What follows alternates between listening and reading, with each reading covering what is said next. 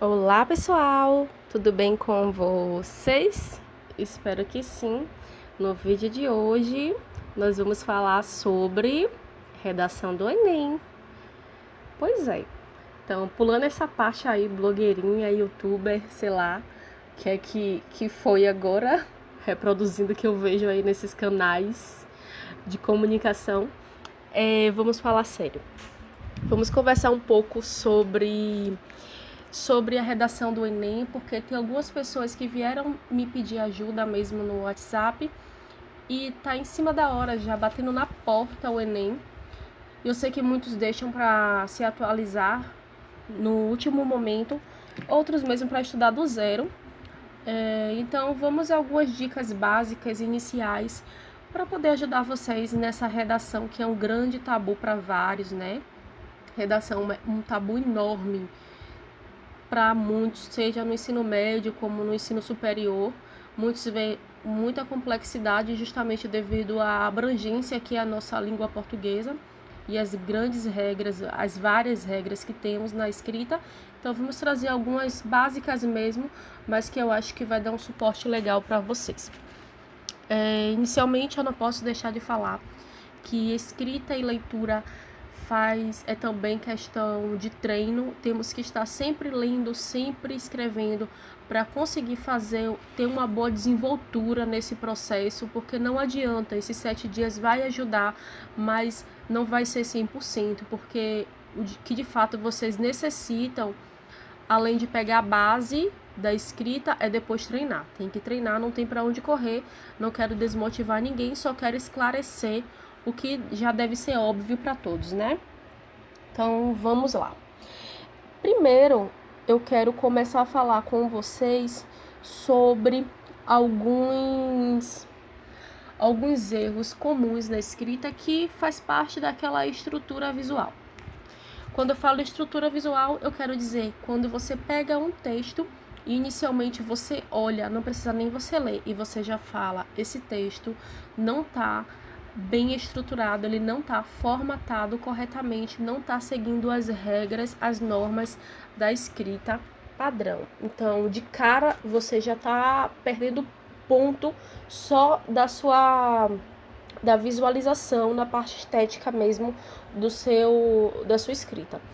E esses erros comuns são inicialmente a falta de parágrafo, certo? Muitos textos, muita gente esquece de colocar parágrafo no texto. Parágrafo é aquela margenzinha, aquele espaçamento inicial que a gente dá quando a nossa pró lá no início falava, coloca o dedinho para dar o espaço para começar o texto. Esse parágrafo muitos esquecem. Então, e eu coloco várias vezes, já coloquei nas observações mesmo das atividades que vocês enviam, justamente porque eu sabia da necessidade disso e que um momento seria cobrado. Muitos falavam até assim, a professora parece até que é professora de português, nem de história, mas como se tivesse desconectado, né, português, história, e assim, bora escrever legal em português e história não precisa, mas tudo está muito bem relacionado, e a escrita em uma boa leitura, ela faz parte de todas as disciplinas e de todas as profissões, ela faz parte da vida. Então, assim, a falta de parágrafo é algo que eu percebo bastante.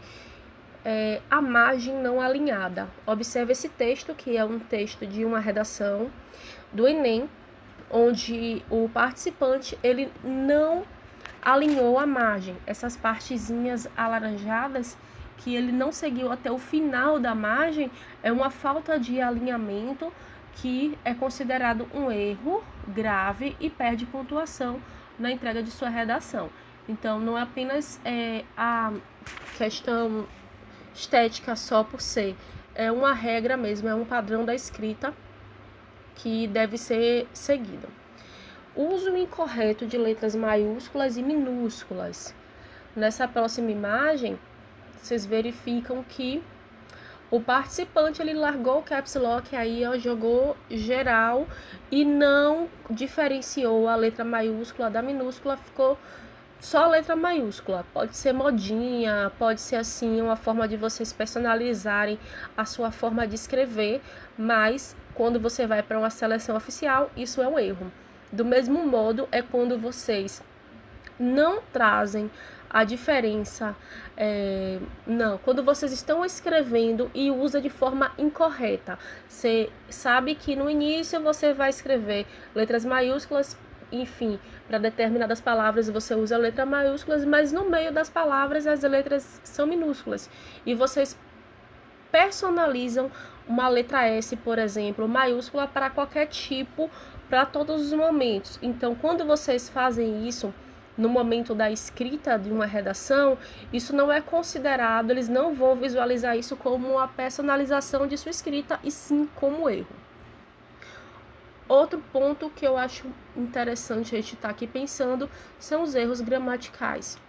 Então, é fato que a gente tem um dicionário extenso, uma longa, enorme variedade mesmo de palavras que a gente não vai dar conta de escrever todas corretamente, porém, tem algo que a gente pode evitar, que é, eu estou escrevendo, eu cheguei lá e estou numa palavra que eu tenho dúvida. Se tem dúvida, querido, não usa, certo? Você exclui, esquece ela, tira de sua vida e substitui. Substitui por qualquer um outro sinônimo que não vai deixar em prejuízo a coerência de sua frase, do seu texto, e coloca lá. Ah, não consegui achar sinônimo, tô muito nervosa aqui, muito nervoso e não tô conseguindo encontrar.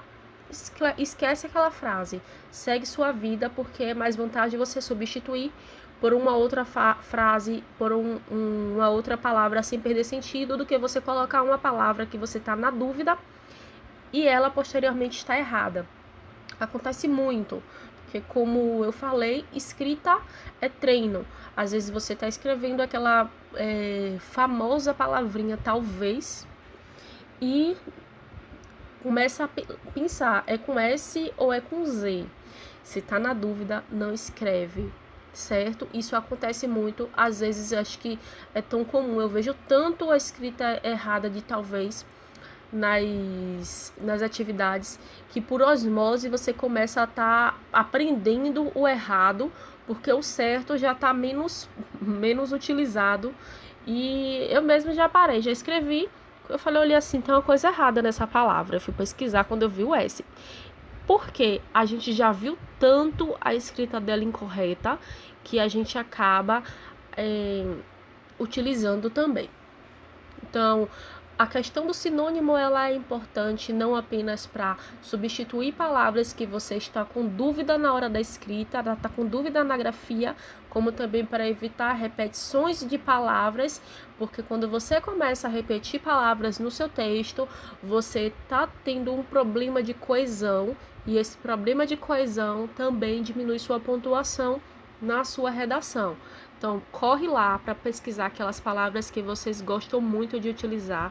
Sempre temos as queridinhas, né? Aquelas que vocês que a gente gosta mesmo, que facilita a nossa escrita no texto, como sociedade, cidadão, país, o talvez, entre outras. Então, busca sinônimos para essas palavras, para o seu texto não estar toda hora com essas repetições e você está perdendo pontuação na sua coesão, ok? Então verifica isso, porque é muito importante. Faz um dicionário pessoal mesmo, pega na folha do seu caderno, busca lá aquela palavrinha e coloca os sinônimos e começa a gravar, começa a falar também, porque amplia, né, nosso vocabulário e facilita. Quando a gente tem um vocabulário mais amplo, facilita na hora da escrita.